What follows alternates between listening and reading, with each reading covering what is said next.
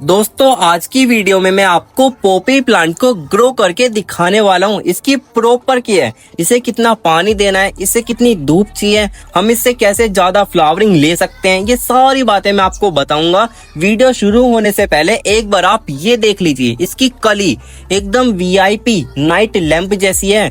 पहले सीधी सीधी बढ़ती है, फिर धीरे धीरे नीचे झुकती है। एकदम नेचर का ये सुंदर नजारा बहुत सुंदर लगता है। और जब ये कली खिलती है ना, pink colour, red colour, white colour और बहुत सारे नेचुरल शेड कलर आपको देखने को मिलेंगे। और लास्ट में वीडियो के एंड में मैं आपको इसके बीज को सेव करना सिखाऊंगा, जिससे कि बार बार नर्सरी से लाने का झंझट ही नहीं होगा। आप हर साल खुद से इसे ग्रो कर पाओगे। तो चलो अपनी वीडियो को शुरू करते हैं। तो मैं ले आया हूँ नर्सरी से ये पोपी प्लांट के पौधे, जो कि अपनी नर्सरी की ब्लैक पॉलिथीन में लगे हुए हैं। एक बार आप इसकी कली देखो, एकदम नाइट लैंप जैसी लगती है, बहुत सुंदर है। और खिलने के बाद फूल रेड कलर, पिंक कलर और व्हाइट कलर, ये पौधे ब्लैक पॉलिथीन में लगे हुए हैं। और टोटल पौधे 8 हैं, 1 2 3 4 5 6 7 8। हर एक पौधा एकदम लश ग्रीन है और हेल्दी पौधे हैं, यानी कि आगे चल के जो इनकी ग्रोथ है वो एकदम बेस्ट रहेगी। इन पौधों को हम लगाने वाले हैं नर्सरी के ब्लैक प्लास्टिक पॉट में। इसके ड्रेनेज होल बहुत सारे होते हैं, ध्यान से देखो कितने सारे ड्रेनेज होल हैं। साइज की बात की जाए तो 10 इंची का एक पोर्ट है और हमने टोटल ये 4 पोर्ट लिए हैं। इन पोर्ट के ड्रेनेज होल को हम कवर करने वाले हैं इस ग्रीन नेट के कपड़े से। देखो ये एक जालीदार कपड़ा है, इससे कवर करने से क्या फायदा मिलेगा? इससे फायदा ये होगा कि जब हम पानी डालेंगे तो ड्रेनेज होल से मिट्टी बाहर नहीं निकलेगी, खाली पानी बाहर निकलेगा, है ना, एकदम बेस्ट। तो चलो अपने पोर्ट के ड्रेनेज होल को हम कवर करते हैं।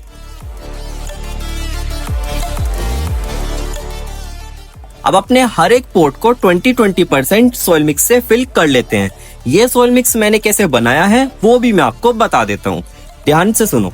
मैंने ली है 60% गार्डन सोइल, यानी कि खेत की उपजाऊ मिट्टी। ये ऐसी मिट्टी है कि इसके अंदर अगर खाद भी नहीं डालोगे जब भी पौधा एकदम बढ़िया चलेगा, क्योंकि ये एक उपजाऊ मिट्टी है, ऊपर से खेत की मिट्टी है। फिर मैंने लिया है ये 40% काउडंग कंपोस्ट। आपके पास काउडंग कंपोस्ट नहीं है तो आप इसकी जगह वर्मी कंपोस्ट भी ले सकते हो। फिर लास्ट में थोड़ी सी नीम खली और थोड़ा सा साफंगीसाइड, ये दोनों मिलाने बहुत जरूरी है, वरना आगे चल के मिट्टी में जड़ों से रिलेटेड बीमारी लग सकती है। तो बस इन चारों आइटम्स को अच्छे से मिक्स कर लेना है और हमारा एकदम बेस्ट सोइल मिक्स बनके हो जाएगा तैयार।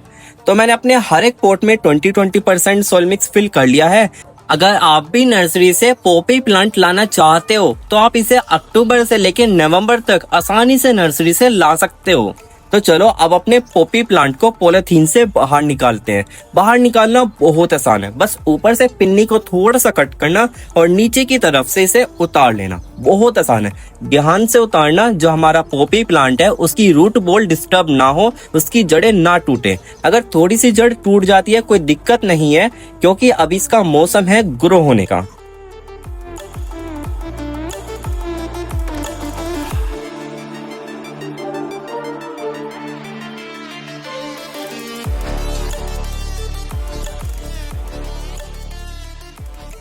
तो इतना काम हो गया बिल्कुल परफेक्ट।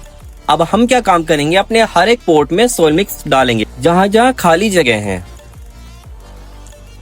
तो हमारे सारे पौधे प्लास्टिक पोर्ट में लग गए हैं। अब बारी आती है वाटरिंग करने की, यानी कि पानी डालने की।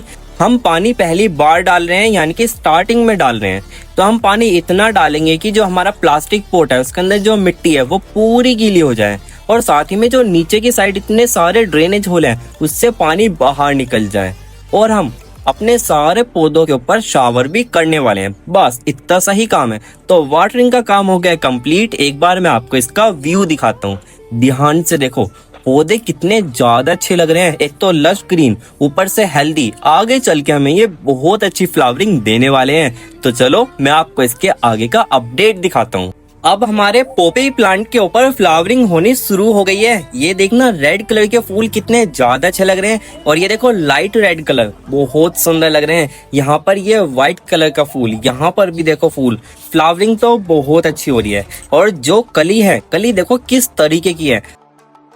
यहाँ देखो ध्यान से, इस वाली कली की हाइट इतनी है, इस वाली कली की हाइट इतनी है, और इसकी हाइट इतनी है और फिर इसके बाद इतनी हाइट पे फूल खिल गया है। यानी कि जो कली है जितनी उसकी हाइट बढ़ती जाएगी वो ऊपर से मुड़ी ही रहेगी, लेकिन जब फूल खिलेगा जब सीधी हो जाएगी। लेकिन आज हम क्या काम करने जा रहे हैं, हम सारी फूल सारी कलियों को कट कर देंगे, ठीक है। और आप मुझसे कमेंट में पूछते रहते हो कि आप क्यों इतनी सारी कलियां इतने सारे फूल को कट क्यों कर देते हो, इतने सुंदर लगते हैं। देखो दोस्तों, कट करना बहुत ही ज्यादा जरूरी है, क्योंकि आज मैं अगर इन फूल और कलियों को कट नहीं करूंगा तो आगे चल के हमें अच्छी फ्लावरिंग नहीं मिलेगी। आप खुद देखो, हमने एक पॉट के अंदर 2 पौधे लगाए हैं और हमें एक ही पॉट से खाली 3 से 4 फूल मिल रहे हैं, यानी कि एक पौधे से खाली 2-3 फूल। ऐसा तो नहीं होना चाहिए ना। अगर आज मैं इसके ऊपर से इतनी सारी कलियां और फूल को कट कर देता हूं तो आगे चल के मुझे इसकी 5 गुना यानी कि आप 10 गुना भी समझ सकते हो इतनी कलियां इतनी फूल मिलने वाले हैं, और वो भी लगातार मिलेंगे, क्योंकि एक कली को कट करने से हमें बाद में मल्टीपल कलियां मिलती हैं। अगर आप एक ब्रांच को कट करते हो तो आगे चल के आपको मल्टीपल ब्रांच मिलेगी। सेम फंडा है, इसलिए कट करना बहुत ही ज्यादा जरूरी है। आप ये मत सोचना कि इससे आपका पौधा खराब हो जाएगा। एक बार आप ट्राई करके देखना, जब ही आपको रिजल्ट का एहसास होगा। तो मैंने अपने सारे पॉपी प्लांट के ऊपर से कलियां प्लस फूल हटा दिए हैं। तो चलो मैं आपको इसके आगे का अपडेट दिखाता हूँ। अब ध्यान से देखो, कितने सारे फूल खिल रहे हैं और कलर चेक करो, एकदम नेचुरल कलर है, बहुत सुंदर लग रहा है। अब एक फूल नहीं है, एक ही पौधे के ऊपर बहुत सारे फूल खिल रहे हैं और उसके बाद भी इतनी सारी नई नई कलियां बन रही हैं।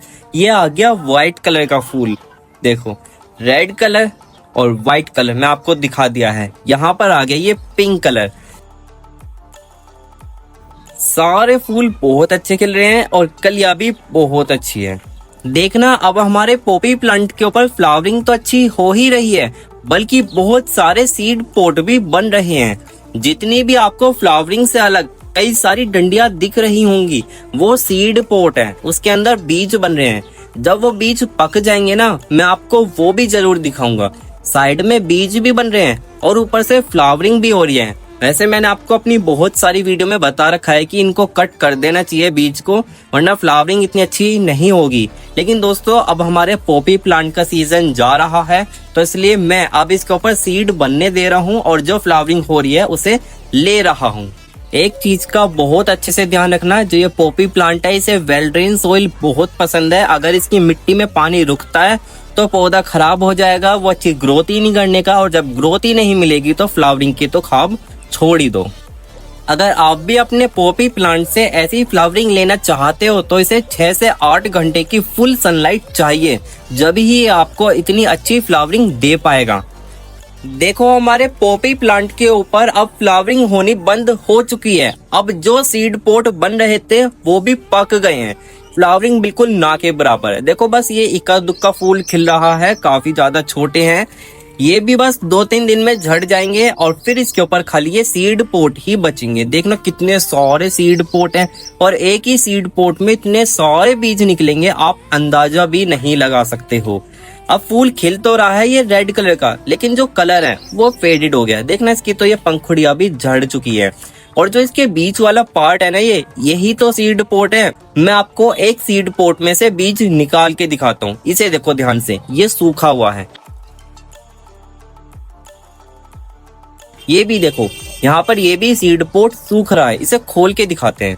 जो इसके ऊपर का ये सर्कल सा है ना, ये जो कैप सी है, इसे हम अपने नाखून से ऊपर को हटाएंगे तो प्यार से हट जाएगी। फिर इसे हमें नीचे की तरफ से झाड़ना है, थोड़ा सा हिलाना है, तो इसके छोटे छोटे बिल्कुल बारीक बारीक बीज आपको दिखेंगे, काफी ज्यादा बारीक है। देखो, दूसरा सीड पोट दिखाता हूँ। बस ऊपर की कैप हटानी है और फिर इसे थोड़ा सा भींचना है, थोड़ा सा हिलाना है इधर उधर, तो आपके जो बीज है वो बाहर निकल जाएंगे। एक ही सीड पोट में 50 से भी ज्यादा बीज निकले हैं। अंदाजा लगा सकते हो इसके ऊपर कितने सारे सीड पोट बन रहे हैं।